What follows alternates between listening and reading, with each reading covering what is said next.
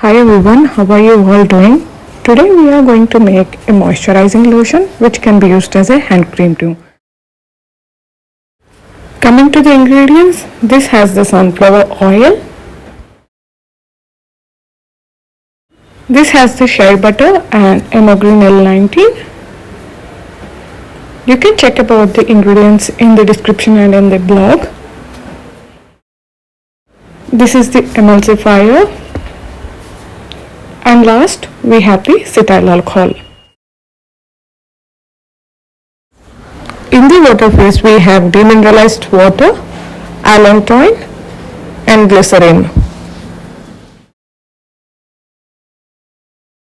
Mix everything well and heat both the phases on a double boiler. Now pour oil phase to the water phase and blend it. In the last phase, we are going to add cucumber extract, preservative and fragrance oil. Blend it again in short intervals with the blender. Pour it in a lotion or a pump bottle. Let me know your feedback in the comment section. I would appreciate it. This is the texture. It is soft and blends into the skin easily. Thank you for watching.